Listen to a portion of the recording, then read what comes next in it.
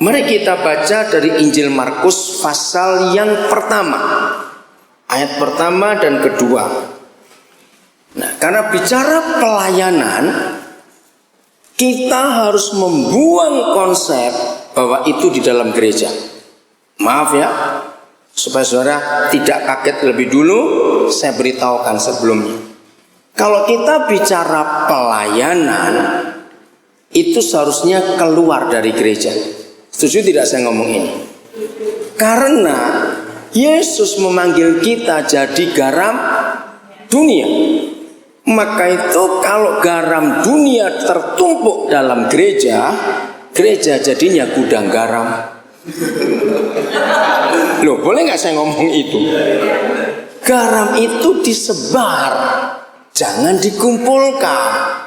Saudara, ini kesalahan kita. Maka itu kalau temanya keseimbangan pelayanan, maka kita harus melihat keluar lebih banyak daripada ke dalam. Setuju saya ngomong ini? Coba ya jujur. Siapa yang pernah menghitung? Ya jujur. Ayo Pak Indra, Bu Mita, silakan. Ini teman lama nggak pernah ketemu. Ya tahun 80 atau mereka masih kuliah di Amerika. Pertama kali saya ketemu mereka, belum menikah waktu itu. Jam berapa tiba Pak Gembala tadi? Oke, lanjut ya saudara. Kalau kita bicara keseimbangan pelayanan, maka pola hidup Yesus yang harus kita teladani. Setuju tidak? Saya ulangi lagi. Kalau kita bicara soal keseimbangan pelayanan, maka pola hidup pelayanan Yesuslah yang harus kita teladani. Nah, saya mau tanya begini kepada saudara. Bersyukur kalau ada yang pernah menghitung. Kalau toh belum ada yang pernah menghitung, saya percaya semua kita ngerti. Menurut saudara, selama Tuhan kita ada di dunia, berapa kali dia pelayanan di dalam sistem agama Yahudi? Artinya, dia pelayanan di bait suci atau sinagog. Itu berapa kali? Kalau saudara pernah hitung. Atau kalau saudara belum pernah hitung, saya nggak tanya angkanya, saya tanya persentasinya saja. Menurut saudara, selama Yesus hidup di dunia ini, berapa persen dia ada di dalam sistem dan berapa persen dia di luar sistem? Atau kalau saudara nggak bisa angkanya juga, berapa banyak, mana lebih banyak persentasinya? Dia di dalam atau dia di luar? Nah, mengapa kita melanggar pola hidup itu? Kenapa kita ke dalam terus? Loh, betul tidak saya ngomong ini saudara? Bahkan di bait suci saja Alkitab cuma menulis sekali. Dia mengajar di bait suci. Sekali-kalinya itu juga waktu dia umur 12 tahun. Jadi selama dia hidup, dia tidak pernah diundang khotbah di bait suci. Lalu sinagog, saudara, itu cuma sekali ditulis. Maaf, 2 kali. Ya. Pertama Lukas 4, kedua ketika dia menyembuhkan perempuan bongkok itu. Berarti 99, sekian persen aktivitas Tuhan kita itu di luar, karena dia ingin menjangkau orang sebanyak-banyak.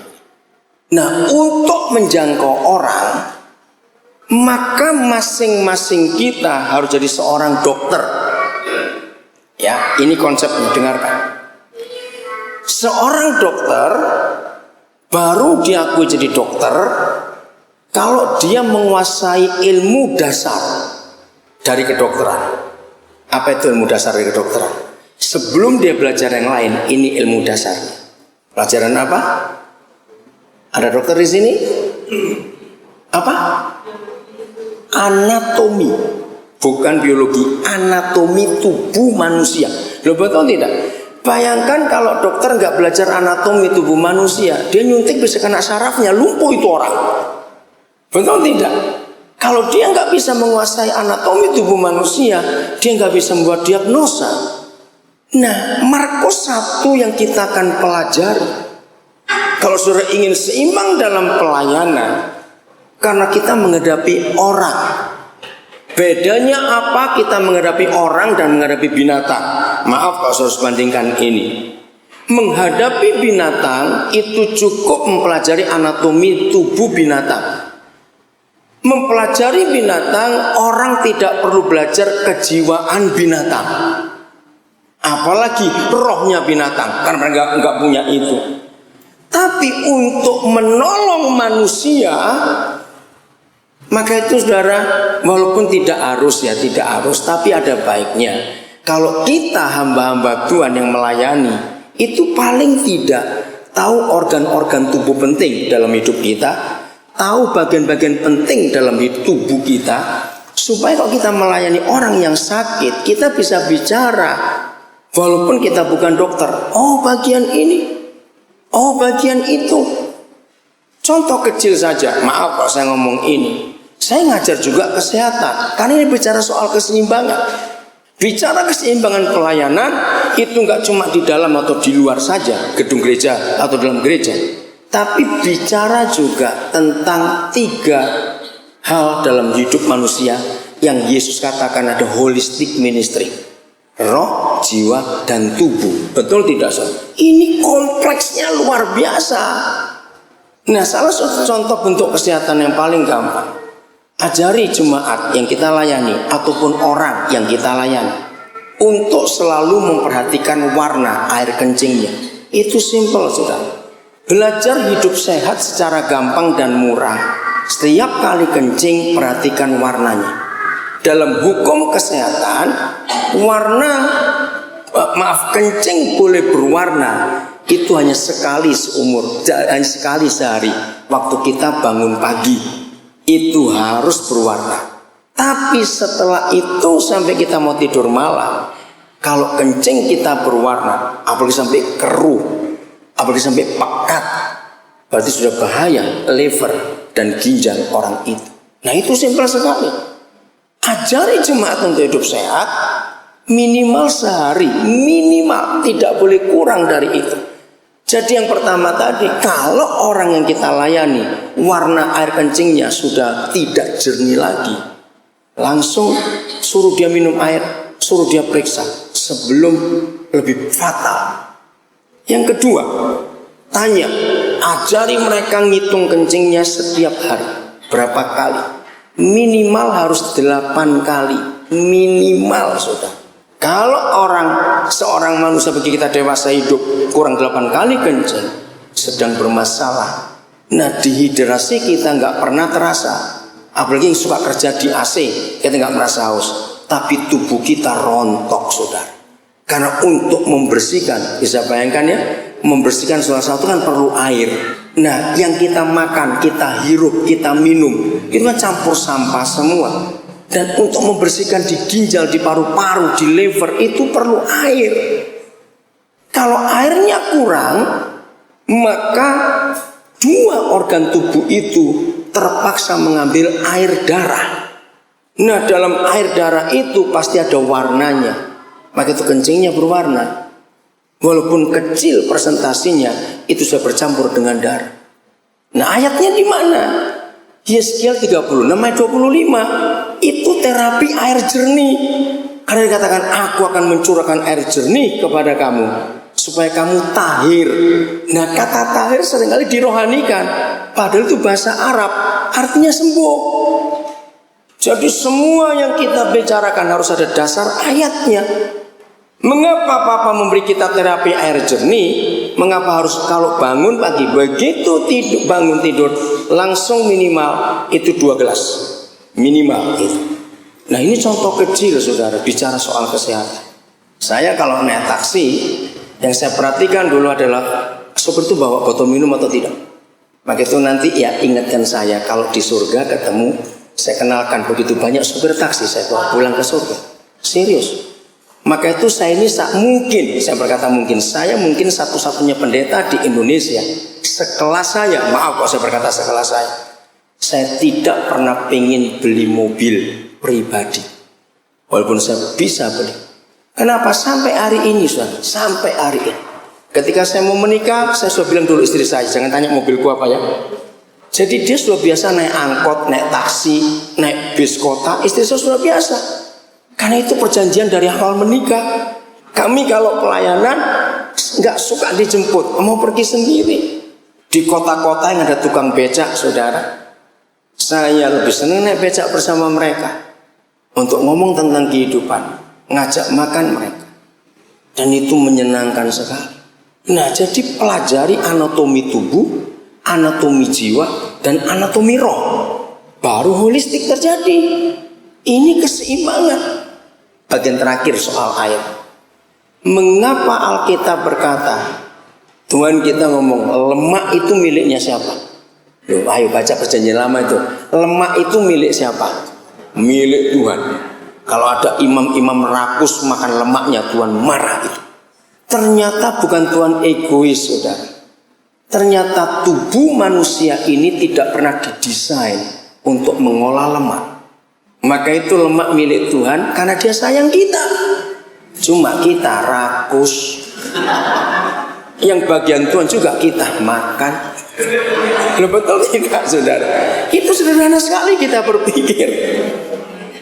Nah, maka itu berbahagialah orang tua yang bisa meyakinkan anak-anak bahwa makanan yang direbus dan dikukus jauh lebih enak, lebih sehat daripada yang digoreng. Kalau orang tua bisa berhasil meyakinkan anak tentang makanan sehat, maka percayalah anak-anak saudara akan terhindar dari langganan ke dokter. Ternyata gorengan-gorengan itu jahat buat tubuh. Nah, dalam alam itu ada hukum. Mengapa semua makanan dari alam pasti ada air alami namanya. Sekering-keringnya sayur, dia masih berair tidak? Buah lebih lagi. Ikan itu masih punya air alami. Daging juga tetap punya air alami. Nah, maksud Tuhan mengajar kita, lemak itu bukan milikmu, tapi milikku. Semua makanan yang digoreng itu membuang habis air alaminya. Maka itu yang hobinya makan kering-kering, angus-angus, awas, cepat mati nanti lihat itu baik-baik.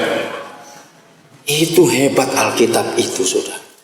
Nah, ini contohnya. Jadi kita bahkan walaupun bukan dokter, paling tidak harus ngerti anatomi tubuh manusia, tentang cara kerja jantung semuanya. Saya punya koleksi banyak tentang anatomi tubuh manusia, karena saya selalu kagum melihat itu.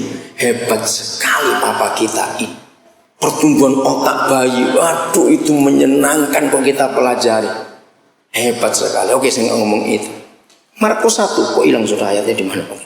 Markus 1. Inilah anatomi roh dan jiwa manusia. Nah, sebagai gereja kita perlu mempelajari ini. Sudah? Ayo kita baca bareng-bareng. 1, 2, 3. Inilah permulaan apa? Injil tentang Yesus Kristus. Nah, perhatikan. Jelas Markus menulis inilah permulaan Injil tentang Yesus. Jadi seharusnya di ayat-ayat berikut Markus membahas siapa? Jelas, karena inilah permulaan Injil tentang Yesus. Tapi lihat ayat 2, akan kaget. Saya tahu rahasia ini tahun 78. Ketika saya bersekutu dengan Ibu Esther Caroline, sebagai seorang hamba Tuhan, dia sebenarnya psikolog, saudara, yang ngerti betul tentang inner healing. Nah, lihat, baca sama-sama 1, 2, 3. Seperti ada tertulis dalam kitab Pribadi saya.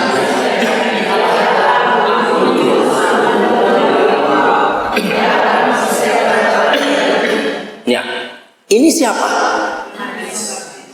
Jadi Markus ngaco. Dia ngomong ini, dia menulis inilah permulaan Injil tentang Yesus Kristus.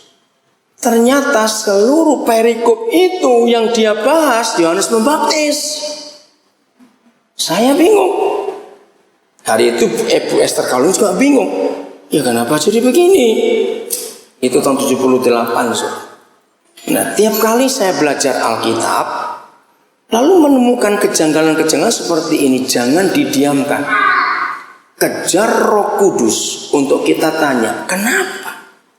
Saudara, hari itu pun Ibu Esther Caroline terkejut ketika saya menemukan, wah, kalau begitu Sebelum Injil Yesus sampai kepada setiap orang, maka pelayanan Yohanes Pembaptis yang harus mendahului pelayanan Yesus.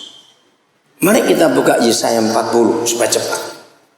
Dan inilah pelayanan Yohanes Pembaptis. Dan gara-gara ayat ini juga kenapa hati saya ada di penjara. Setiap kali saya ketemu orang jahat, saudara, jangan langsung tuduh dan marah. Bukankah begitu Tuhan Yesus? Betul tidak? Di Yohanes pasal 4, nggak jadi buka ini, cuma saya cerita sambil saudara lihat Yesaya 40 ya, mulai ayat 1. Dengarkan. Yohanes pasal 4 ada kisah dia bertemu siapa? Siang itu perempuan Samaria. Profesinya apa? Nggak usah ragu-ragu. Profesinya apa? Pelacur. Pertanyaannya, Tuhan kita tahu nggak kalau orang ini pelacur? Tapi lihat cara ngomong. Kalau gereja zaman sekarang, hei pelacur bertobat kamu. Betul tidak? Semua yang disebut agama di dunia, dengarkan. Semua yang disebut agama di dunia termasuk agama Kristen.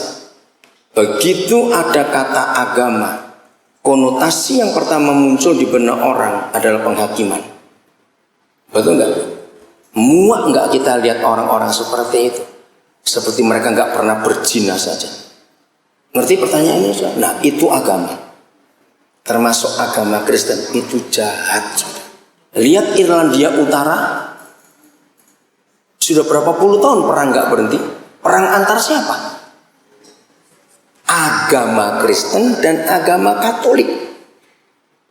Yang mengatasnamakan agama selalu haus darah. Maaf. Lihat sejarah sebelum Martin Luther dan sesudah Martin Luther. Siapa pembunuh orang-orang hebat itu? Gereja. Jawab ya atau tidak? Ngeri, saudara. Jadi saya makin hari itu makin sadar bahwa agama itu buatan iblis ternyata, saudara. Ngeri sekali. Maka itu saya ulangi, begitu muncul kata agama, yang muncul penghakiman. Kamu salah, kamu benar. Tadi pagi saya diskusi dengan anak saya ini. Dia menanyakan saya sebuah kalimat. Jadi kalau Bapak lihat orang salah ditegur atau tidak? Saya tunjukkan firman tentang Yesus. Dengar. Tuhan Yesus tidak akan pernah negur orang salah walaupun dia tahu dia salah, sebelum dia berbuat kasih dulu kepada orang itu. Kalau orang salah kita kasihi dan dia menerima, begitu kita tegur dia nggak akan sakit hati. Katakan amin. Dia tahu nggak Yudas itu mata duit dan berkhianat sejak awal? Jujur, betul. Kalau dia tahu, kenapa suruh kumpul jadi muridnya? Kan dia tahu ini jadi masalah nanti orang ini. Nah, itu Yesus. Kalau agama, no way. Maka itu maaf, kalau ada ketua-ketua sinode bertobat, kapan sebuah sinode membuatkan surat sampai ratusan tembusan? Kalau gerejanya ratusan, kalau gerejanya ribuan, kapan sebuah sinode membuat surat sampai ribuan tembusan? Ketika salah seorang pejabatnya berbuat salah atau berbuat benar. Ayo jawab cepat. Nah, itu kan kurang ajar. Itulah agama. Mengapa ketika ada orang yang berbuat benar nggak pernah dibuatkan surat supaya orang lain tahu? Jujur, betul nggak yang saya katakan ini? Nah, itulah agama. Agama hanya ngurus orang salah. Dan kalau ketemu orang salah nggak dibenarkan, malah disalahkan. Itu agama. Dan itu sebuah kejahatan. Lihat perang yang gak pernah berhenti sampai hari ini. Ayo, perang terlama di dunia perang apa? Perang Teluk sudah berhenti. Perang dunia kedua sudah berhenti. Perang Afghanistan sudah berhenti. Perang Vietnam sudah berhenti. Perang apa yang gak pernah berhenti? Agama yang gak pernah berhenti sampai hari ini. Maka itu saya simpulkan, agama itu haus darah. Ngeri sekali. Maka itu ketika banyak pendeta marah kepada saya ketika saya menyetujui lagunya John Lennon, Imagine.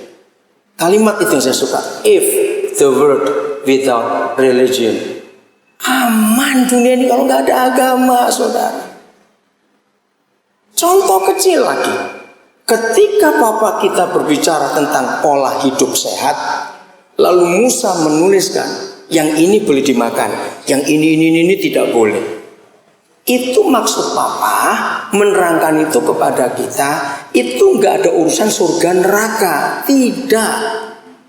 Dia sayang kita supaya kita sehat. Tapi agama mempersoalkan. Gara-gara makanan jadi perang. Goblok nggak agama itu, saudara? Loh, jujur nggak saya ngomong, ibu ini nggak saya ngomong seperti ini. Padahal Papa itu ngomong, ini nggak soal urusan surga neraka, tidak.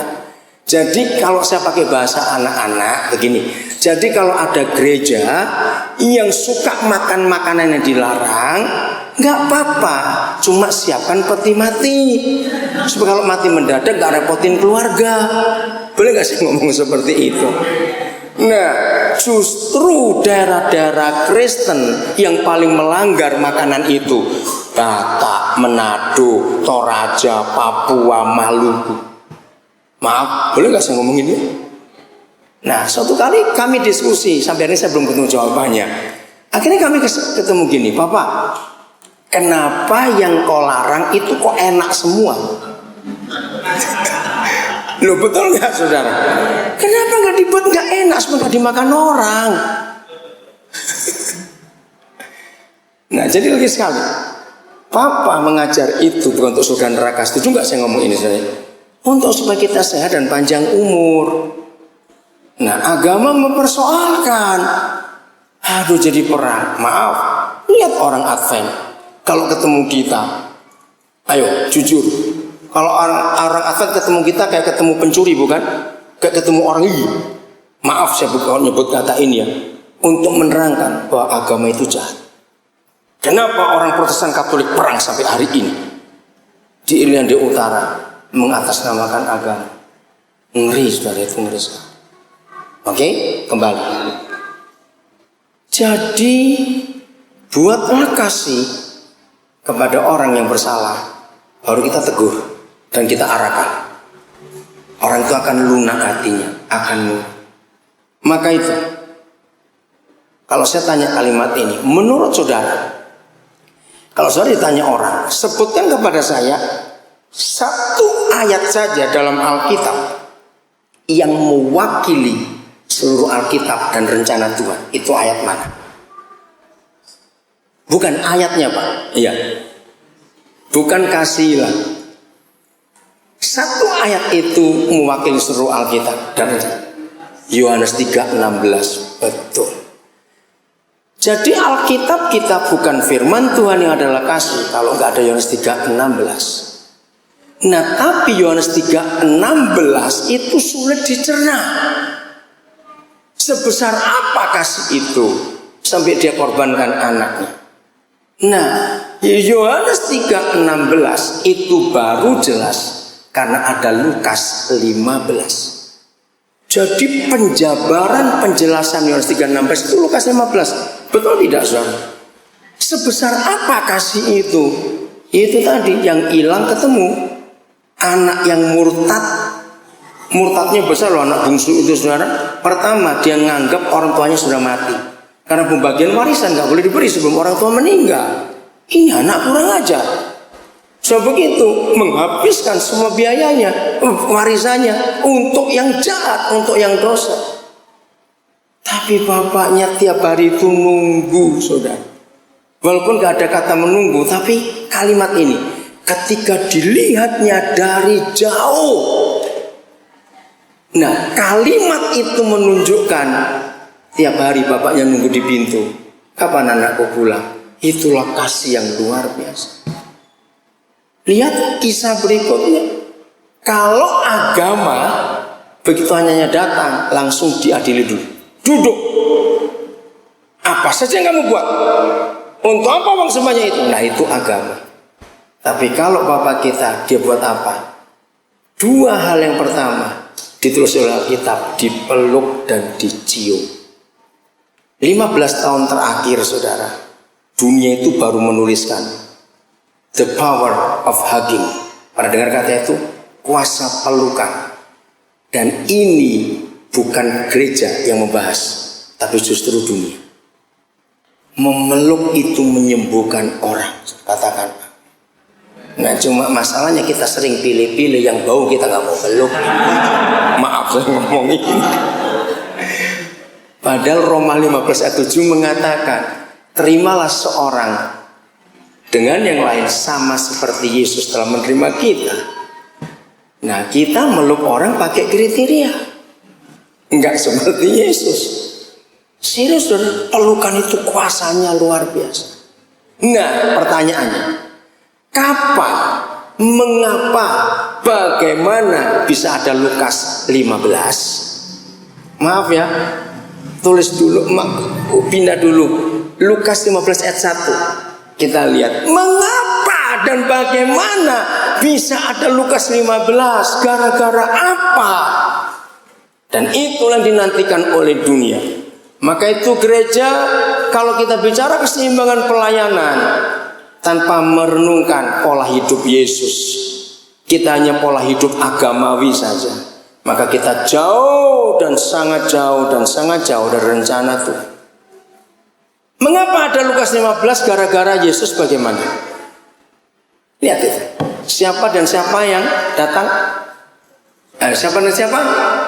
Para pemungut cukai dan orang berdosa. Stop dulu. Mari kita tanya. Kalau istilah zaman sekarang, ini kelompok marginal, atau kata marginal ya, yang tersisihkan di masyarakat. Nah, masih ingat ahli-ahli Taurat, imam-imam kepala, tokoh-tokoh agama Yahudi pada masa itu, bagaimana sikap mereka terhadap kelompok marginal ini? Ayo cepat jawab. Bagaimana sikap mereka terhadap kelompok ini?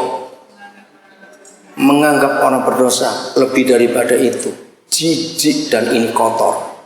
Saudara ingat ya, di pintu bait suci itu selalu ada tentara bait suci, dan mereka akan menyortir orang-orang ini. Betul?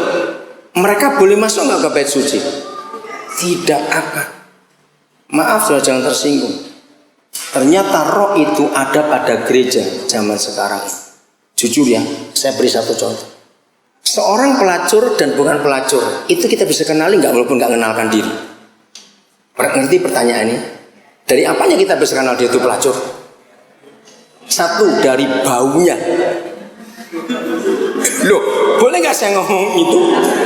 Maka itu kalau ada orang pakai terlalu wangi, kayak pelacur. Itu masyarakat masalahnya. Sorry ya, dengar. Nomor 2, dari mana kita tahu dia pelacur? Nah, dandanannya. Jujur jawab pertanyaan saya. Apa reaksi gereja di tengah-tengah ibadah tiba-tiba masuk pelacur itu? Yang ketiga kita akan lihat cara jalannya, genitnya minta ampun. Maaf, ini kan bukan penghakiman, itu kan fakta. Nah, maka itu saya tanya, apa reaksi jemaat ketika pelacur masuk di tengah-tengah ibadah? Menyingkir, itu terlalu tajam. Yang pertama dibuat adalah ngeliatin dari kepala sampai kaki, naik lagi. Maaf, kira-kira begitu atau tidak, saudara? Berarti kita nggak seperti Yesus dong. Siapa orang-orang berdosa? Ingat bahasa Alkitab, kalau disebut orang-orang berdosa itu siapa? Pemungut cukai jelas. Ayo, jujur, siapa itu orang-orang berdosa menurut Perjanjian Baru? Pelacur. Itu bahasa halusnya. Nah, yang luar biasa, keluarkan kata penting di ayat 1 Lukas 15, kata biasanya. Itu yang indah. Cepat jawab. Tolong berikan kepada saya kata-kata lain dari kata biasanya itu apa saja. 1, cepat. Sering. Selalu. Terus menerus. Apa? Umumnya. Rutin. Luar biasa Yesus Tuhan kita. Ternyata yang umum, yang rutin, yang sering, yang selalu datang kepadanya justru orang-orang itu. Maka gara-gara ayat ini saya menyimpulkan, maaf saudara, jujur ya, kalau gereja saudara belum seperti ini, berarti saudara belum jadi gereja yang benar. Menurut ayat ini, gereja yang gereja, bukan gereja yang gereja-gerejaan, adalah preman-preman, pembunuh-pembunuh, pengedar-pengedar, pelacur-pelacur di sekitar gereja itu ada. Mereka tidak pernah takut datang ikut ibadah. Boleh saya simpulkan kalimat ini? Loh, cepat jawab, boleh tidak? Ya memang seharusnya. Maka itu kalau gereja saudara dijauhi oleh orang-orang jahat dan orang-orang berdosa, maka saudara hanya beragama Kristen. Karena agama akan dijauh ditakuti oleh orang-orang berdosa. Tetapi Tuhan Yesus tidak ditakuti. Jangan takut untuk menghukum diri sendiri kalau kita menemukan bahwa selama ini jalan kita salah. Ayat 2, masih Lukas 15.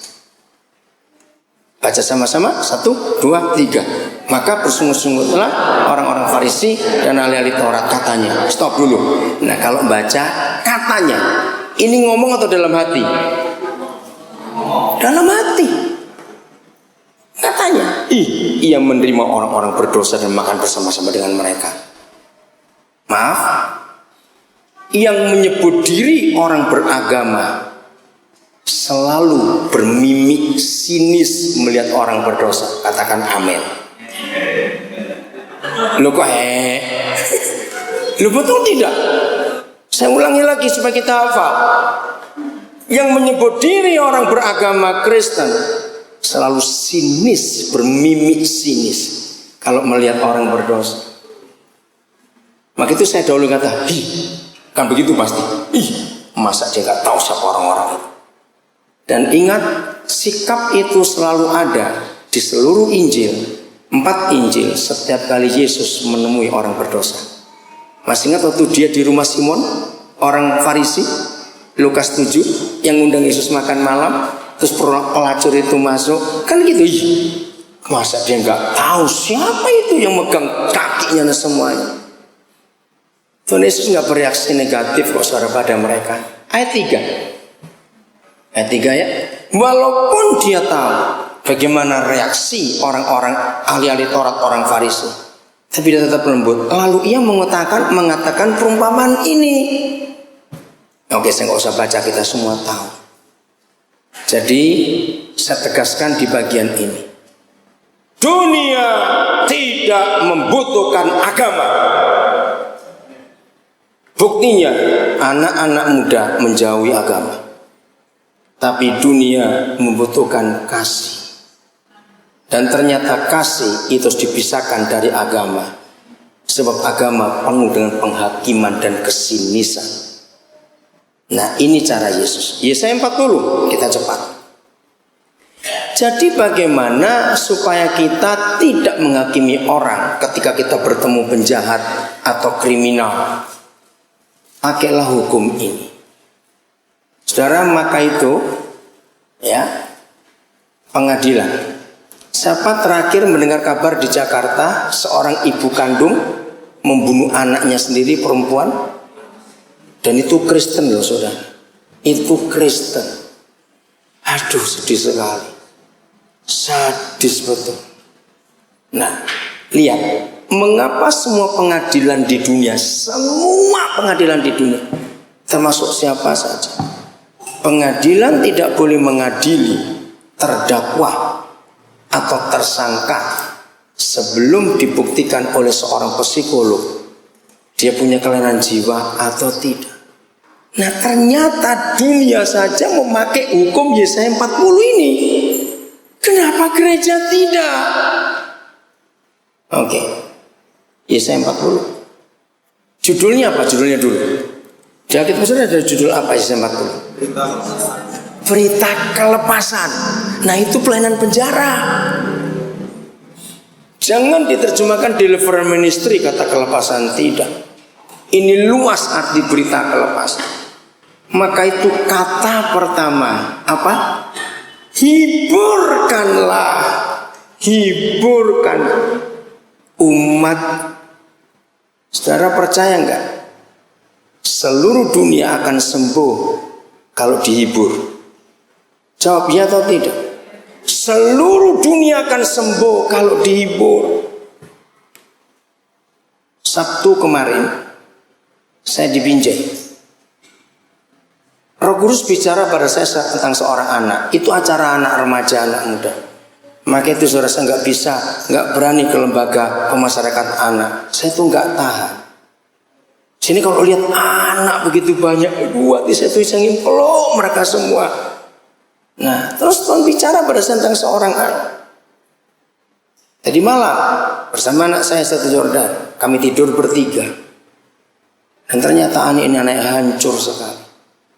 Sabtu malam saya doakan dia karena nggak ada tempat di lapangan parkir suatu gereja KBP di Binjai. Dia menjerit saudara, semua orang noleh. Pas saya peluk dia menjerit, kenapa Bapak tinggalkan kami? Kenapa Bapak buang kami? Aduh, hati saya hancur. Dia meronta. Saya kalau doakan anak seperti itu bilang, pukul saya, pukul, lampiaskan kemarahan. Kalau dia bisa mukul itu, dia puas dan dia sembuh. Dan saya berkeputusan untuk dia harus kuliah, karena dia pengen kuliah. Warga sangat miskin. Mereka tinggal bukan di rumah, tapi di bedeng. Ya, ada rumah, lalu dibuatkan bangunan kecil. Ibunya yang janda itu kerjaannya cuma mengumpul beras yang jatuh dari sebuah toko beras, gudang beras, toko beras, gudang beras. Bisa tahu ya, dia sapu, dia kumpulkan itu untuk makan. Berapa waktu yang lalu, ibu itu kejatuhan karung, setahun yang lalu. Waktu dia lagi ngumpulin beras, jatuh satu karung beras menimpa punggungnya. Sejak itu sampai hari ini ibu ini cacat, gak bisa kerja lagi. Anaknya 4. Ini anak bungsu, yang saya ambil kemarin itu anak bungsu. Kakaknya yang berapa? Yang cacat itu nomor 3. Oh, di atas dia. Nah, dia punya kakak laki 1. Itu kerjanya kondektur bis antar kota. Satu hari kakak ini terlempar dari bis. Dia ngalami gegar otak. Sekarang dia cacat. Dia cuma kerja, ya karena belas kasihan orang-orang di terminal. Dia cuma suruh nyatat angkot keluar masuk nomor berapa. Saudara bisa bayangkan hancurnya anak. Waktu saya ketemu dia Sabtu itu, dia langsung manggil saya Papa. Dia punya cita-cita untuk ngambil bisnis manajemen di USU. Saya bilang, kamu kuliah, cepat daftar, Papa akan sekolahkan kamu. Saudara, maka itu ketika kita sibuk sebagai gereja, hanya untuk urus ganti lantai, ganti kursi, pasang AC baru, beli drum, maaf, kita nggak ingat ada orang-orang susah di sekitar kita. Tahun 70-an saya sudah khotbah yang mengatakan setiap kali ada orang mati bunuh diri, maka yang sangat dan patut dan harus disalahkan adalah gereja yang terdekat dengan korban itu. Ada yang marah kepada saya, pendeta-pendeta itu. Apa urusannya, kami kenal juga tidak. Nah, makin ketahuan salahnya kalau nggak kenal. Berarti orang itu tidak pernah tahu kalau di dekat tempat dia tinggal ada solusi atau jalan keluar. Boleh nggak saya ngomong ini? Catat itu baik. Kenapa? Hari Kamis yang lalu di Bandung ada anak muda bunuh diri. Orang kaya, mahasiswa, baru semester 2. Dia parkir mobilnya di jalan layang dalam kota Bandung, jembatan Suropati namanya. Dia parkirkan mobil BMW-nya. Dia terjun dan dia mati. Saya langsung ngomong pada gereja di Bandung, saya kenal. Siapa terdekat dengan dia? Rumahnya, berarti gereja yang bertanggung jawab. Setuju saya berkata ini, saudara, bahwa gereja hadir kan menjadi jawaban, bukan? Nah, hiburkan. Manusia itu perlu penghiburan. Semalam waktu saya tidur dengan anak ini, aduh kalau saudara bisa difoto itu luar biasa. Dia tuh peluk saya nggak dilepaskan sampai pagi, sampai tangan saya itu kesemutan. Karena dia nggak pernah dipeluk bapak. Dia kerja di Tanjung Morawa. Dari pagi dia bangun pagi jam 6. Saya suruh makan dulu. Saya kasih ongkos taksi, kamu naik taksi hari ini untuk kerja. Berbahagialah kita kalau kita bisa membahagiakan orang lain. Amin. Berbahagialah kita. Lanjut. Ayat 2. Hiburkan. Ada yang penting lagi. Kata apa? Kata pertama, tenangkanlah. Ya, saya nggak mau baca selanjutnya. Tenangkanlah. Manusia sangat membutuhkan ketenangan atau tidak, saudara? Sangat. Maka itu saya sering ngomong begini pada orang-orang kaya. Yang membuat anak-anak saudara pintar dan jenius itu bukan dia sekolah di sekolah favorit mana. Yang membuat anak-anak kita jenius karena ada ketenangan di rumah. Kalau kita di rumah ada ketenangan buat anak-anak, mereka belajarnya enak, makannya nikmat, tidurnya nyenyak, saudara. Apa yang buat anak-anak nggak tenang? Kalau kita dua ribut. Bagaimana anak-anak bisa tenang? Kalau hampir tiap malam, seminggu 3 kali mungkin, suami istri bertengkar malam, anak-anak kaget-kaget bangun. Dan kalau begitu, pasti anak-anak susah tidur. Bagaimana mau pintar? Tenangkanlah, tenangkan. Terus tadi malam anak itu cerita, Pak, Mama pingin ketemu Papa. Aduh, Papa nggak ke Binjai lagi. Tapi saya berkeputusan. Sekarang ibu itu cuma jual rambutan.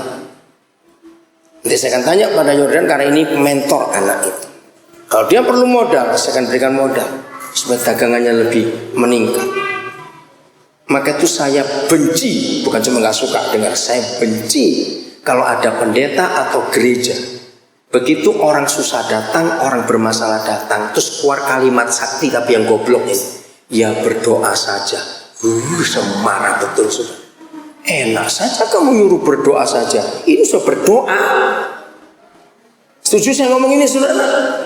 Bertobat gereja dengan kalimat-kalimat klise yang rohani itu. Ya berdoa saja. Padahal di rumah kita kekayaan numpuk luar biasa. Hentikan kata berdoa saja dari mulut gereja. Karena dunia memerlukan jawaban konkret. Saya cuma cerita. Tanggal 3 Maret yang lalu, datang ke rumah kami seorang yang kami gak pernah kenal. Namanya Dadan. Asli orang Sunda dari Subang. Kami kaget. Loh, kenapa? Terus dia cerita, dia itu bukan ABK kapal. Di kapal Labobar itu lain Jakarta, Jayapura lewat Nabire. Dia itu penjual asongan, kopi, teh, makanan snack apa. Nah, nggak tahu bagaimana ceritanya di atas kapal itu dia ketemu orang Nabire yang bukan Kristen. Dan orang Nabire ini orang Bugis, kenal kamu. Nah, saya itu nggak tahu dia ini ngomong apa ringkasnya. Kalau gitu turun aja di Nabire. Ada pendeta itu suka nampung orang. Saya kasih alamatnya nanti. Nah, terus saya tuh dapat telepon nama Dadan ini.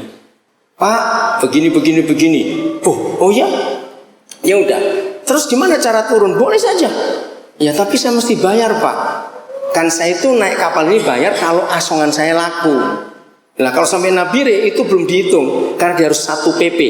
Jadi Jakarta Jayapura Jakarta, nah itu 1 PP namanya. Kalau tidak saya harus bayar berapa bayar? 800.000. Baik saya akan bayar. Padahal nggak kenal. Gimana cara saya bayar? Gini Pak, kalau ada orang yang jemput kebetulan di kapal itu ada barang kami, jemput titipkan. Oh baik kalau gitu. Nah tanggal 3 itu turun dari Kamis. Begitu turun, dia bilang, Pak, saya tuh kehilangan sajadah dan sarung. Baik, saya belikan. Karena dia mau sholat. Saya suruh anak saya satu ke pasar, cari sajadah. Terus saya tanya, PC-mu ada? Nggak punya, beli PC sekalian. Itu hari Kamis. Tinggal dengan kami. Hari Sabtu saya tuh memimpin ibadah pemuda. Nah, karena dia itu sopir, maka di pelayanan kami ada mobil. Ayo kamu antar. Akhirnya dia manggil papi kepada saya. Ya sudah. Istri saya dipanggil mami. Ya udah. Tiba-tiba jadi anak, dapat anak gede gitu. Nah, waktu Sabtu ibadah itu, saya ngajak diskusi anak-anak muda tentang kehidupan, ya tentang anak muda yang rajin. Saudara, semua orang kaget, dia bisa ikut nimbrung diskusi. Terus waktu semua baca Alkitab, dia ikut baca Alkitab tanpa merasa salah. Hari Minggunya, saya tuh 4 kali ibadah. Ikut 4 kalinya. Hari Senin ada ibadah lagi, dia ikut lagi. Rebo ada ibadah, dia ikut lagi. Jumat yang terakhir ada, karena Sabtu saya berangkat, dia ikut. Nah, dia itu cerita kepada teman-teman, ya, karena di tim kami juga ada yang masih Islam. Karena saya itu kalau menerima orang saya nggak lihat agamanya apa.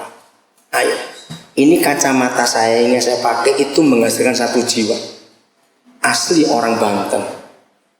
Nah, dia tinggal di rumah kami yang di Jakarta. Tiap hari rajin sholat, nggak apa-apa.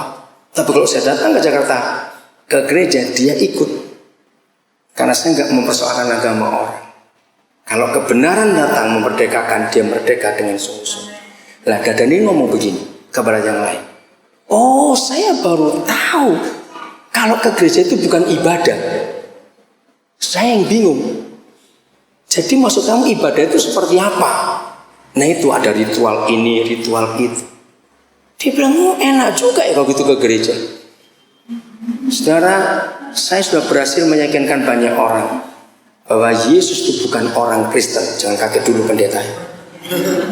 Sangat salah ketika kita bicara kepada dunia Yesus itu beragama Kristen. Setuju tidak saya ngomongnya? Karena kita mengkristenkan Yesus, maka orang Hindu, orang Islam, orang Buddha, orang apa nggak mau terima. Karena ini bicara agama. Yesus itu Yesus. Seperti beras, gula, minyak, garam. Mana ada gula, beras, minyak, garam pakai label. Ini beras Buddha, ini gula Islam, ini minyak goreng Hindu. Loh, betul nggak, Saudara? Nggak ada labelnya. Maka itu agama itu merusak betul. Jadi musuh Injil bukan setan, tapi agama. Saya harap saudara akan mengerti ini. Renungkan. Kalau saudara belum bisa mencerna, renungkan dulu. Asal jangan ngomong sesat, awas. Awas. Oke. Tenangkanlah. Akhirnya Dadan itu ngomong kepada saya, Pi, boleh nggak saya bawa istri saya pindah ke sini? Boleh. Jadi November nanti istrinya akan dibawa datang. Istri belum datang, dia ngomong lagi, Pi, ada 2 tetangga kami yang ikut ke sini. Aja. Kenapa tidak? Karena dia lihat di Nabire kok enak hidup, tenang aja. Saudara, itu cara saya nginjil. Bahkan saya itu mengajar ke banyak orang, saudara. Kalau ada maling masuk ke rumah, berdosa besar kita teriakin, maling, dosa besar itu, saudara. Cari jiwa itu susah. Ini datang sendiri. Lupet, waduh. Kalau gitu suara salah semua jadi pendeta ini. Maling jangan diusir. Untuk mereka juga Yesus mati. Percaya tidak? Kalau saudara kenal orang-orang yang kenal saya tuh punya julukan. Oh, yang rumahnya jarang dikunci. Betul, saudara. Saya tuh ngunci rumah itu jarang. Apalagi kalau saya ada di rumah. Karena saya tuh nggak takut kemasukan orang. Tapi yang selalu tidak dikunci. Kalau pintu rumah masih terkunci, tergantung siapa yang mau tinggal. Ada yang takut, oke, kalau saya enggak. Tapi kamar kami dan dalam almari kami itu enggak pernah kami kunci. Kalau sekarang istri saya masih di rumah di Nabire. Nanti tanggal 13 kami akan ke Australia, Eropa, terus Amerika. Selama kami tinggalkan rumah itu, karena rumah itu pasti ada orang. Kami enggak pernah tinggal berdua. Istri saya enggak mau pakai pembantu. Kami suka nampung orang. Nah, sekarang ada Dadan lagi, tambahan lagi sudah. Oke? Nah, jadi kalau kami pergi kemana saja, kami nggak pernah kunci. Karena mereka tahu kalau ada tamu mendadak ada tempat, kamar kami boleh dipakai. Mereka tahu isi almari kami itu apa, tahu. Karena Yesus itu konsep saya pakai itu, nggak usah dibukanya supaya nggak bingung. Markus 2 ayat 1 dan 2. Kalau saudara pernah baca ayat itu, Markus 2 ayat 1 dan 2. Jadi begini, di rumah yang ada Yesus, rumah itu selalu penuh sesak. Betul? Maka kesimpulan saya, jadi kalau ada batuan atau orang Kristen yang nggak seperti ini, jangan tertuduh dulu ya. Kan saya cuma ngomong, bukan menuduh. Oke? Maka itu rumah orang Kristen, apalagi rumah pendeta, tidak boleh sepi. Kalau rumah orang Kristen sepi dan rumah pendeta sepi, itu rumahnya selebritis. Sebab di mana ada Yesus, itu orang datang, saudara. Dan 30 tahun lebih sudah membuktikan itu. Rumah kami itu nggak pernah sepi. Maka itu kalau saya pergi kemana saja seperti ini, kalau istri saya nggak ikut, harus ada orang yang dengan saya. Karena saya sambil tidur dengan mereka, saya tuh memuridkan. Sampai jam berapa tadi pagi kita ngomong? 2-an. Ini diajak ngomong Sabtu malam sampai subuh. Tadi malam sampai subuh. Nanti malam dia mau nemani saya, dia mau ngomong lagi. Sampai jam berapa kita? Jam 1:30. Saya suka memuridkan orang dengan pola Yesus. Ajak jalan. Yesus itu memuridkan orang itu nggak cuma ngajar, tapi cara hidup. Maka itu saya senang dipelajari oleh anak-anak itu. Bagaimana cara saya gosok gigi, cara saya tidur, cara saya ngelipat pakaian, cara saya makan, semuanya. Mereka berhak untuk melihat saya. Dan gak ada yang tutup-tutupi. Bersyukur saya punya istri yang gak ada kata privacy. Karena semua orang boleh tinggal di rumah dan sebanyak boleh orang. Di mana kami tinggal, orang pasti nyebut rumah kami itu Bethlehem. Karena rumah roti, pasti ada makanan. Jadi mereka itu tahu kalau malam gak ada warung buka makan, pasti berangkat ke rumah saya, pasti dia ketemu makanan. Dan itu kesukaan kami. Maka itu maling pun gak takut masuk ke rumah. Karena mereka nggak akan nemukan yang berharga, nggak ada barang berharga di rumah kami. Kalau saudara ke rumah kami, istri saya itu istri yang luar biasa. Dia tuh nggak senang perabotan. Jadi di ruang tamu kami nggak ada meja kursi, adanya tikar. Jadi kalau ada orang datang, tamu datang, kami buka tikar. Kalau nggak bisa duduk, baru kami ada kursi plastik. Kursi makan aja kami tidak ada. Kami senang melantai yang praktis. Jadi kalau saudara masuk ruang kami itu kosong, bersih, enak, nggak banyak perabotan, secukupnya kami pakai saja. Maka itu nggak takut kemalingan. Apa yang mau dimalingi silakan. Maka itu maaf ya, jangan tersinggung. Maka itu saya tidak bisa terima, saudara, kalau rumah pendeta pakai satpam. Saya tuh nggak bisa terima. Itu dosanya 4 kali lipat, saudara. Lo betul, mau tahu? Dosa pertama, pendeta itu menghina malaikat. Loh, betul tidak? Kenapa menghina malaikat? Ayo, mana lebih sakti, satpam atau malaikat?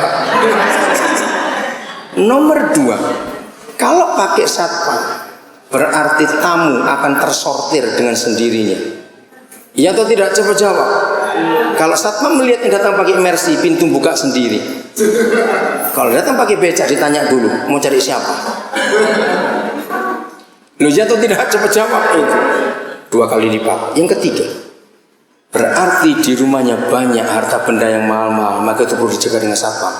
Tuhan Yesus berfirman, hai orang kaya, jual hartamu, kasih orang miskin. Dosa keempat, gaji satpam itu bisa menghidupi berapa banyak pendeta di desa. Ya, betul tidak? Pendeta kok pakai satpam, mau takut apa? Oke, tenangkanlah. Kata kedua, dan serukanlah kepadanya bahwa apanya? Perhambaannya sudah berakhir. Nah, kata perhambaannya dalam bahasa psikologi ini stres dan depresi. Orang yang terhamba itu tertekan dan depres hidupnya, betul tidak, saudara? Dan dunia mengalami ini. Terus bahwa perhambaan sudah berakhir, bahwa kesalahannya telah diampuni. Tanya psikolog, tanya psikiater. 80% penyebab orang punya gangguan mental belum gila, tapi mulai kena gangguan. 80% psikologi mengatakan itu karena guilty feeling. Betul enggak? Karena rasa bersalah yang enggak habis-habis. Saudara, berapa minggu yang lalu saya ada di salah satu kota di Jawa Tengah. Saya masuk ke satu penjara LP. Ketika saya mau kebaktian, saya lihat ada seorang anak muda duduk di luar gedung kebaktian. Mukanya kosong. Dia ngeliat kosong. Waduh, kalau saya lihat orang gitu saya nggak tahan. Terus saya dekati anak itu. Ternyata dia bukan Kristen. Tapi saya, ayo masuk. Nanti Bapak mau ngomong sama kamu. Tidak ada reaksi. Senyum juga tidak, tertekannya luar biasa. Lalu selesai ibadah saya bilang pada petugasnya, boleh nggak saya minta waktu lebih? Karena semua LP ada jamnya. Karena mesti ngitung lagi, mesti apa. Dikasih oleh petugasnya. Waduh, saudara, waktu saya membuka hati anak itu, sulitnya luar biasa. Diam. Tapi bersyukur karena saya sudah terlatih oleh Roh Kudus untuk bisa menembus hati yang sedingin apapun juga. Itu Roh Kudus hebatnya, saudara. Akhirnya terbukalah dia dan saya kaget. Jadi dia masuk penjara karena membunuh bapaknya, bapak kandung. Begini ceritanya. Bapaknya itu 8 bersaudara dan bapaknya anak sulung, penjudi, pemabuk berat. Dia 5 bersaudara. Dia anak ketiga tapi laki pertama. Susah cari duit sampai dia nggak bisa sekolah, dia harus kerja. Ibunya kerja, uangnya pasti diminta untuk judi, untuk mabuk. Akhirnya dia kerja, dia tegas pada bapaknya, nggak akan diberi. Nah, suatu saat karena dia anak sulung, mereka punya warisan satu-satunya rumah dari orang tuanya, jadi dari nenek anaknya. Akhirnya dipaksa dijual. Begitu hasil penjualan rumah dapat dibagi 8, satu keluarga dapat 12 juta. Dalam pertemuan keluarga, anak ini ngomong pada om tantenya yang 7 kakak adik-adik bapaknya, tolong beritahu bapak supaya uang ini nggak dipegang bapak, tapi saya akan pegang untuk hidup. Kalau dipegang pasti habis. 7 setuju, berarti bapak harus nurut. Saudara, berapa saat kemudian ketika dia belum mengelola baik uang itu, bapaknya datang bawa golok, ngancam anak ini, berikan uang itu 12 juta. Ributlah mereka. Saudara bisa bayangkan panasnya hati anak ini. Lupa diri dia pukul bapaknya. Nah, waktu pukul kan terjatuh. Waktu terjatuh itu kena goloknya sendiri. 4 hari di rumah sakit dan dia meninggal. Bapak ini meninggal. Tetap dia sebagai pembunuh, walaupun pasalnya ringan. Saudara bisa bayangkan apa nggak tertekan tuh. Nah, yang jadi masalah lagi, dia harus nanggung 2 adiknya, yang nomor 4 dan nomor 5 yang masih sekolah. Bagaimana dia di penjara? Saudara, langsung saya peluk dia. Saya mengatasnamakan bapaknya untuk minta maaf kepada dia. Saat itu juga saya berkata kepada dia, mulai hari ini biaya kuliah adik, biaya sekolah adikmu saya tanggung. Saudara, mukanya berubah. Dari tadi saya lihat nggak ada senyum, kali itu ada senyum walaupun tipis. Saya melihat dia mulai lega. Saya nyatakan ini, perhambaanmu sudah berakhir. Berbahagialah kita kalau kita suka membebaskan orang. Ngerti kata itu, saudara? Nyatakan pengampunan, ya, dan kesalahannya telah diampuni. Masih ingat Yohanes 22 dan 23? Kalau saudari nggak kerepotan, boleh ya, Yohanes 20, 22, 23. Banyak gereja tidak memperhatikan ayat ini dalam hidupnya. Kalimat terakhir ayat 22 bunyinya apa? Ayat 22 dulu. Bunyinya apa? Ayo baca kalimat terakhir. Terimalah Roh Kudus. Ayat 23. Jikalau kamu mengapakan? mengampuni dosa orang, maka dosanya diampuni. Jikalau kamu menyatakan dosa orang tetap ada, dosanya tetap ada. Jadi begini kesimpulannya. Ternyata begitu gereja menerima Roh Kudus, maka karya pertama dari Roh Kudus adalah mengampuni dosa. Bukan bahasa roh, bukan penglihatan, bukan membuat dan sebagainya. Pertama kali kalau Roh Kudus bekerja adalah mengampuni dosa orang. Dan gereja yang diberi mandat ampuni dosa orang itu. Dan bukankah perbuatan ini yang Yesus buat, yang selalu jadi masalah kalau ada orang Farisi ahli Taurat? Betul? Siapa kamu bisa ngampuni dosa orang? Hanya Tuhan yang bisa ngampuni dosa orang. Sampai satu kali saudara, saya tuh diskusi dengan Roh Kudus. Kenapa sih Tuhan Yesus tuh sedang cari masalah? Maksudnya begini. Kalau sudah tahu bahwa ahli Taurat, imam-imam, orang Farisi itu nggak suka kalau dia mengampuni dosa orang. Ini saya pakai istilah Jawa, mbok yao, itu bahasa Jawa bilang. Kalau lagi ngampuni dosa orang, jangan ada mereka, supaya nggak ribut. Ngerti nggak pola pikir saya itu sudah? Saudara, ini yang luar biasa. Maaf, salah satu sakramen dari 7 sakramen Gereja Katolik, ini ayat yang dipakai, yaitu sakramen pengakuan dosa. Hanya imam yang ditabiskan oleh Gereja Katolik yang punya hak mengampuni dosa. Maka itu orang Katolik saudara, sedosa apa beratnya, begitu sudah ngaku, dia rasa bebas. Dan inilah kebenarannya. Maka itu orang berdosa tidak boleh takut datang jumpa kita, sebab ada tersedia pengampunan gratis. Loh, katakan amin. Dari Roh Kudus yang kita terima pengurapannya itu. Maka itu awas gereja karismatik yang hobinya cuma geblakan orang saja. Nyatakan pengampunan dosa, ini yang dibutuhkan dunia. Sudah berapa? Hiburkanlah dan semuanya. Kembali ke ayat Yesaya pasal 40 ayat. Tadi 2 atau 3? 2. Lambat sekali ya. Oke, tidak apa-apa sudah. Tidak. Tadi hiburkanlah ayat 1, ayat 2 tenangkanlah, serukanlah perhambaannya sudah berakhir, kesalahan sudah diampuni. Sebab ia telah menerima hukuman dari tangan Tuhan 2 kali lipat karena segala dosanya. Ayat 3. Ada. Nah, ada suara-suara, ada suara yang berseru-seru. Persiapanlah, terus saya nggak usah baca. Ayat yang keempat. Nah, saya tanya dulu kepada saudara, ini cara kita belajar ilmu pengetahuan dengan Alkitab. Siapa bisa sebut berapa teori psikologi yang diakui dunia membagi karakter orang? Ada berapa? Ayo, dalam ilmu jiwa ada berapa? 4. Betul? Apa saja? Kolerik, sanguinis, melankolis, fleksionatis. Nah, belajarlah seperti itu cara Roh Kudus ngajar saya. Apa yang ada di pengetahuan dunia itu ternyata ada di Alkitab. Ternyata pembagian 4 karakter orang ada di ayat ini, saudara. 1, setiap lembah harus ditutup. Inilah orang melankolis yang selalu minder, merendahkan diri, aku salah, aku nggak berdaya, selalu ke bawah hidupnya. Tutup.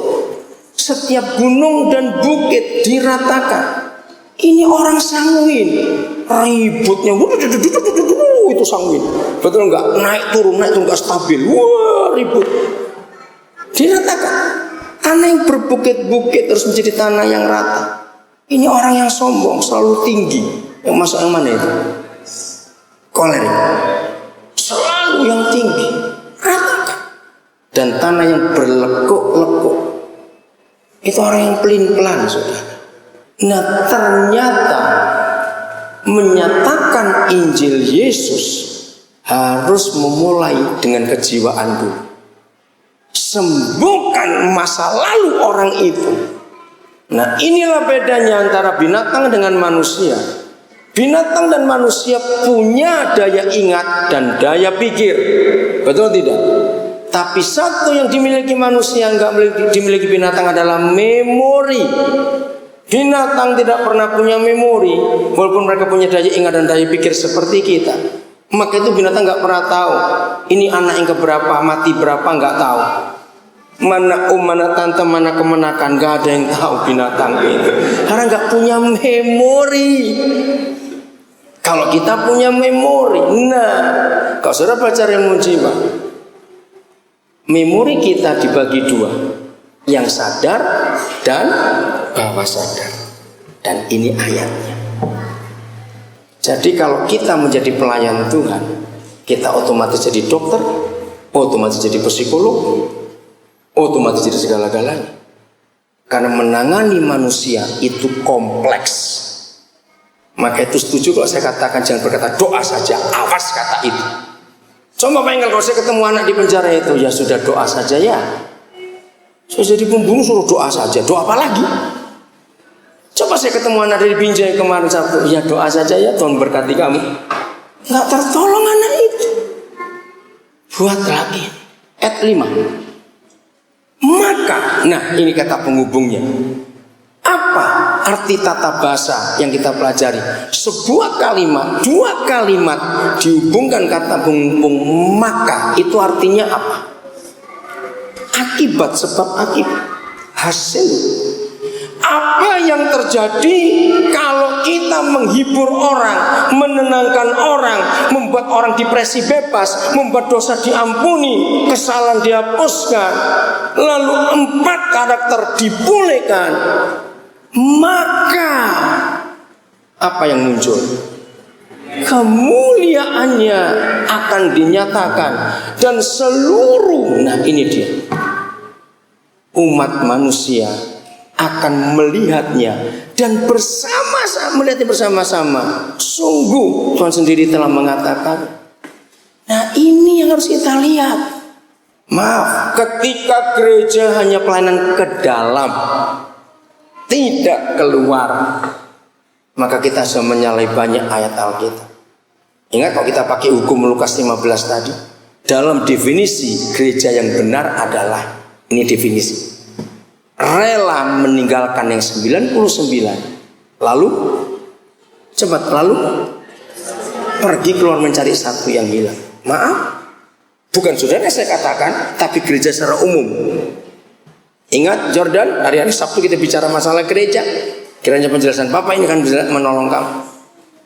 Tapi gereja zaman sekarang membalik Lukas 15 180 derajat. Rela membiarkan yang satu ngurus yang 99 karena itu orang kaya semua. Betul tidak? Jawab gereja. Untuk apa yang 99 diurus sudah selamat?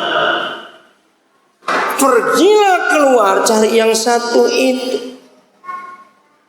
Dengan pola pelayanan Yohanes Pembaptis, sembuhkan luka batin orang. Sembuhkan yang tersimpan di alam sadarnya itu. Ilmu jiwa mengatakan seperti gunung es. Dan saya setuju, karena dalam pelayanan saya selama ini, betul, yang muncul ke permukaan cuma 10%, tapi yang tersimpan itu 90%.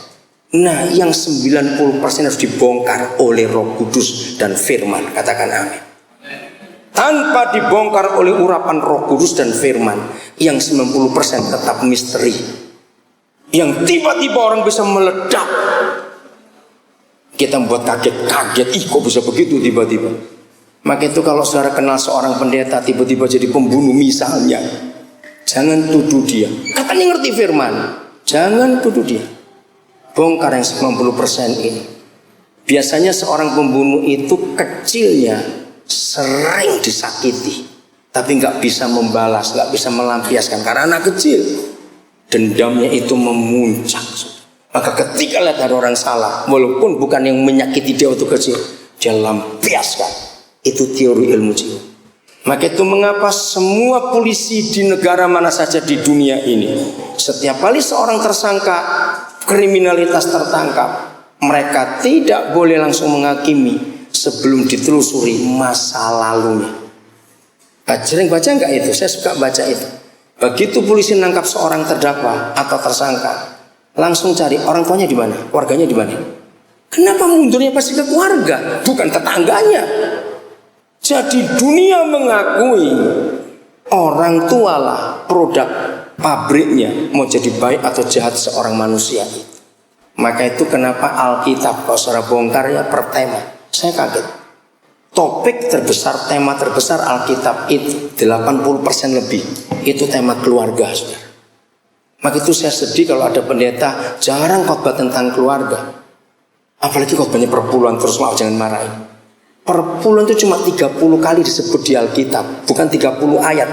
Klik di Google, kata perpuluhan muncul, saya sampai heran, Google aja nulis. 30 kali saja disebut, bukan 30 ayat. Bagaimana gereja bisa khotbah yang mingguan tentang perpuluhan padahal bahannya cuma 30 kali? Kenapa keluarga nggak bisa kita khotbahkan baru 80 sekian persen? Saya akan akhiri supaya nanti kita acara diskusi dengan pemikiran ini. Ini perkara serius dalam kehidupan kita. Masa lalu kita itu sangat membentuk kepribadian kita saat ini. Betul tidak? Alkitab pun berkata begitu. Maka itu dalam hidup kita yang sekarang ini, milikilah waktu untuk bicara tentang masa lalu seseorang itu. Karena itu akan memulihkan orang itu. Kalau kita bisa memulihkan orang itu dengan masa lalu, orang itu sembuh betul-betul sembuh. Sebab seringkali yang bersengketa terus sudah lupa kenapa itu. Dan ini yang kita perlu. Yesaya 43:18. Judul perikop itu apa? Ya judulnya, perikopnya. Yang di ayat 18. Iya, satu-satunya penebusnya, jangan lupa. Jadi dunia perlu tahu itu. Apa yang perlu ditebus? Ya, itu kita harus tahu. Ini yang perlu ditebus. Firman-Nya. Janganlah apa? Ingat-ingat hal yang dahulu. Kedua, dan janganlah perhatikan hal-hal yang dari zaman purbakala. Nah, yang mengganggu pikiran saya dengan ayat ini sampai saya dibawa kepada masalah psikologis. Mengapa Papa menggunakan dua kata kerja waktu yang berbeda? Satu hal-hal yang dahulu dan dua hal-hal yang dari zaman purbakala. Aneh. Nah, lalu muncul begini.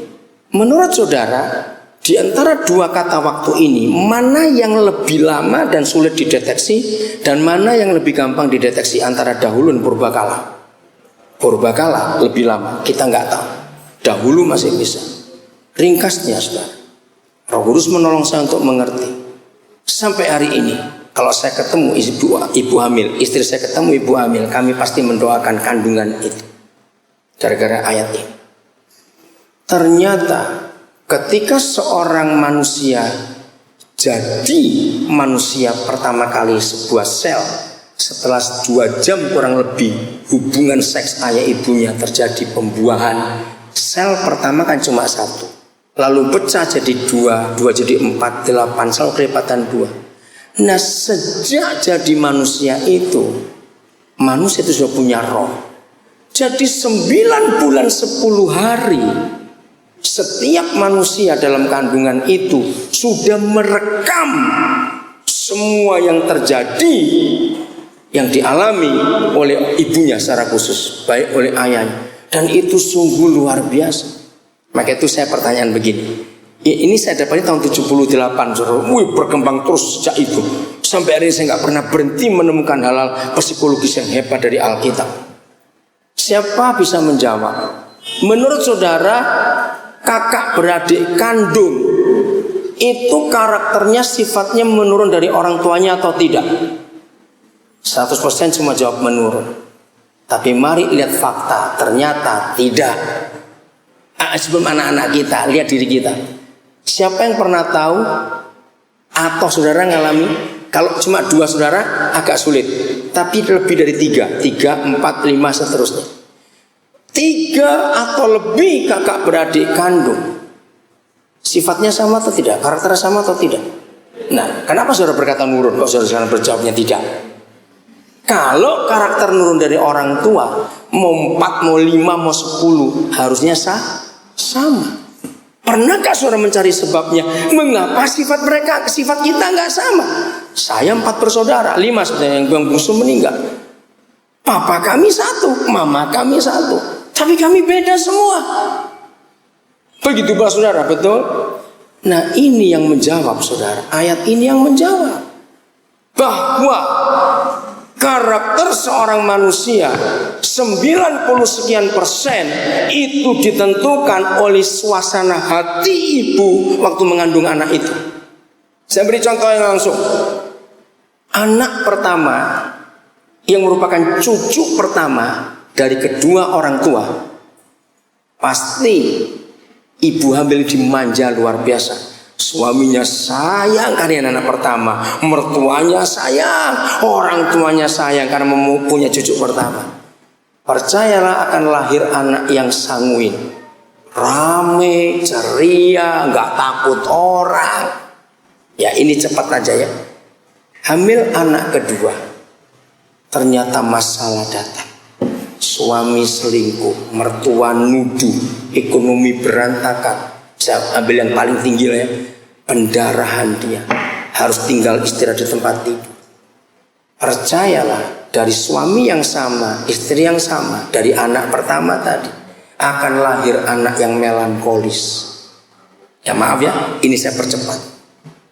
Jadi zaman purbakala itu adalah waktu dalam kandungan, merekam semua. Orang tua rajin berkelahi selama kandungan itu berlangsung, bentak, teriak. Percayalah lahir anak yang suka teriak-teriak juga nanti. Mengagumkan, sangat mengagumkan ayat. Hal-hal yang dahulu itu sejak lahir, dari umur 0 sampai sekian tahun, semua merekam. Oke, saya percepat. Siapa yang lebih hafal iklan TV, anak kecil atau kita orang dewasa? Pernah nggak saudara mikir, anak kecil lihat iklan TV 2 kali saja langsung nirukan. Kita sulit, sebab di benak anak kecil, di memori anak kecil masih banyak, mungkin terabyte itu kekuatannya itu, bukan lagi giga, tahu ya, nggak usah pakai istilah komputer. Karena kita sudah terlalu banyak mikir, bayar listrik, sewa rumah, bayar utang, aduh banyak sekali sudah penuh ini. Jadi dengar apa-apa, lihat apa-apa sulit masuk. Tapi anak kecil luar biasa. Tapi celakanya dengan yang mereka lihat dan tirukan, mereka tidak tahu itu barang apa. Bahaya nggak kalau begitu, saudara? Sangat berbahaya. Jadi sejak lahir umur 0 sampai belasan tahun, sampai 20-an tahun, apa yang dilihat, yang didengar, dialami, semua tersimpan di alam bawah sadar. Dan 2 waktu ini, purbakala dan dahulu, itu membentuk seorang manusia. Ngeri sekali. Waktu saya di HKBP Binjai Sabtu malam, saya bicara tentang kejiwaan dan ada seorang psikolog yang hadir. Lalu saya tanya, baru Simar Mata, saya tanya, sudah pernah baca buku 24 Wajah Billy? Kalau psikolog pasti sudah punya. Saudara tolong cari di toko buku. Saya sudah ngecek ke semua toko buku besar. Itu toko buku besar, nggak ada toko buku kecil. Gramedia pasti ada. Saya selalu ngecek, laku nggak laku buku itu. Padahal itu buku bagus sekali, tebal saudara, 600 sekian halaman. Tapi saya baca tidak bisa putus. 24 Wajah Billy. Dan Billy ini masih hidup sampai hari ini di Los Angeles, California. Kejadiannya kira-kira 30 tahun yang lalu. Saya baca buku itu tahun 2005 yang lalu. Dan saya sudah anjurkan semua pendeta yang saya kenal, beli dan baca buku itu. Jadi ada split personality atau krisis identitas yang terjadi dalam hidup hampir semua manusia. Dan hanya Alkitab bisa menjawab. Billy itu satu orang tapi punya 24 wajah, 24 kepribadian. Dan lebih ngerinya lagi, dia itu pembunuh, dia itu pemerkosa. Tetapi pengadilan Amerika tidak bisa menghukum dia karena dia punya cacat kejiwaan. Cacatnya di 24 orang dalam dirinya. Dia itu cowok. Tapi kalau anak kecil Rusia umur 9 tahun lagi muncul, dia bisa bahasa Rusia, dia kayak anak kecil. Dia itu bisa melukis 3 aliran. Sebab di dalam dirinya ada 3 pribadi pelukis. Dia itu orang Amerika, tapi kalau ada orang Inggris datang masuk yang pribadi itu muncul, dia bisa aksen British yang sangat kental. Saudara, waktu pengadilan pertama dia disiksa, saudara. sebab dikira dia itu main-main sandiwara. Akhirnya seorang psikolog dari New York yang mengikuti berita itu, stop, hentikan penganiayaan. Saya akan tinggal dengan dia. Saya akan ajak dia tinggal di rumah saya. Sekian tahun saya lupa. Billy diberi kebebasan buat apa saja di rumah itu. Lalu psikolog ini menulis, dia syok. Setelah dia yakin nggak ada pribadi lagi yang muncul, maka muncullah 24 pribadi. Dan buku itu menggemparkan bunyi. Ada di bahasa Indonesianya. Saudara cari ya, perlu baca itu. Nah, saya sering diskusi dengan para psikolog tentang itu. Yang bisa menjawab cuma Alkitab, saudara. Mengapa satu orang bisa punya kepribadian ganda? Nah, kalau saya bisa ketemu Rian, pembunuh dari Jombang, saya akan tolong dia. Cuma saya undang-undang negara ini. Karena saya bukan psikolog. Saya mau kuliah lagi, nggak bisa. Ijazah SMA saya hilang. Karena ibu kami itu miskin betul.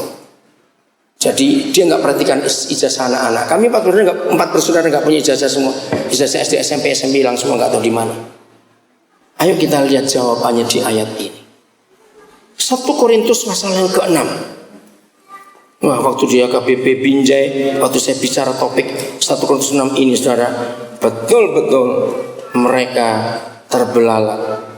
Dan gereja harus bisa menjawab ini. Maka itu sekarang kita sudah tahu apa sih keseimbangan pelayanan, apa yang perlu diseimbangkan. Ada banyak sebetulnya, jelas ada waktu semuanya. Tapi hari ini kita belajar yang kita perlu keseimbangkan adalah pelayanan 3 dimensi, roh, jiwa, dan tubuh.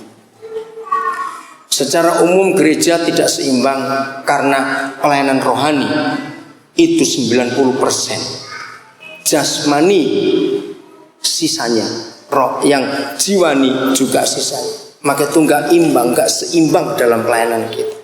Ayat 18 saya baca dulu karena ayat ini mengganggu pikiran saya. Jauhkanlah dirimu dari percabulan. Setiap dosa lain yang dilakukan manusia terjadi di luar dirinya, tetapi orang yang melakukan percabulan berdosa terhadap dirinya sendiri. Nah, dari beberapa terjemahan yang saya pernah baca, itu ada kalimat gini: semua dosa lain, membunuh, mencuri, dendam, iri hati, dan sejenisnya, itu tidak merusak hidup dan tubuh orang itu.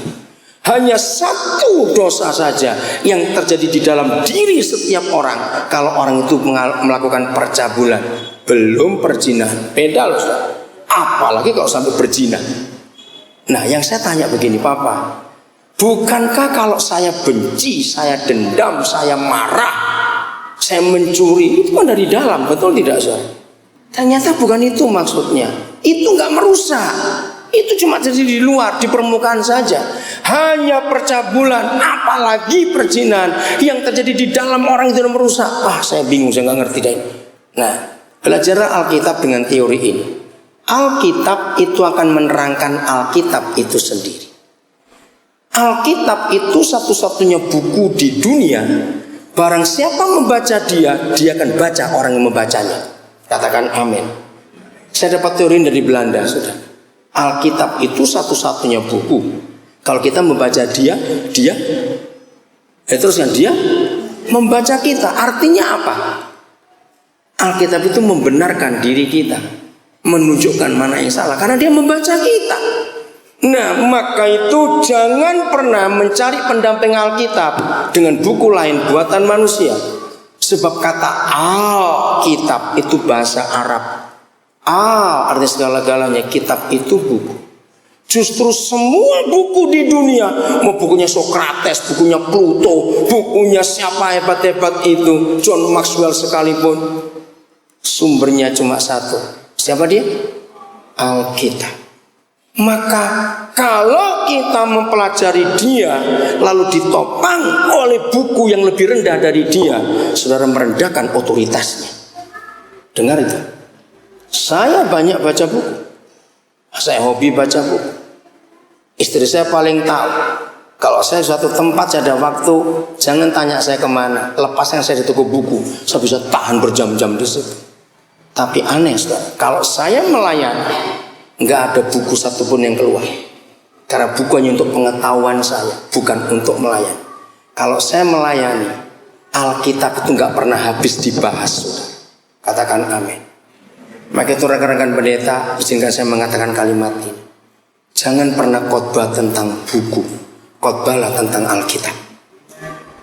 Saya nggak bisa respect kalau ada pendeta khotbahnya, saudara, buku ini berkata begini, buku ini begitu, ini penulisnya tahun 17 sekian. Ya ampun, ngapain ngomong sudah mati itu, ngapain?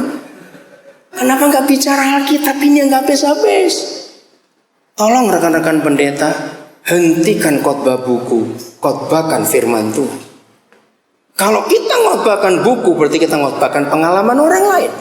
Berarti kita cuma jadi calo, tidak mengalami. Kalau kita mengkhotbahkan firman, kita mengalami dan kita sampaikan. Karena saya pakai teori itu, Alkitab itu akan menerangkan Alkitab itu sendiri. Jadi saya tunggu. Walaupun di rumah saya punya 4 penulis tafsiran Alkitab. Yang terkenal pasti Matthew Henry saya punya. Saya baca, cuma saya nggak pernah puas. Kenapa ini ayat 18 ini begini? Nah, berapa waktu kemudian saya tidak tahu, bulan berapa, tahun berapa, saya lupa berapa lama. Jadi kalau saya baca satu bagian saya nggak ngerti, saya tutup. Saya nggak perlu cari-cari. Suatu kali saya akan ketemu penjelasannya di buku yang sama itu Alkitab. Cuma di pasal mana, ayat berapa saya belum tahu. Biarkan, tinggalkan ayat itu, cari yang lain, belajar lagi. Nah, berapa waktu kemudian, ayat 16, saya kembali dibimbing Roh Kudus untuk belajar 1 Korintus 6 ayat 16. Ternyata ayat 18 1 Korintus 6 itu diterangkan oleh ayat 16-nya. Oh ya, lihat itu. Atau tidak tahukah kamu bahwa siapa yang mengikatkan dirinya pada percabulan sejak berapa puluh tahun yang lalu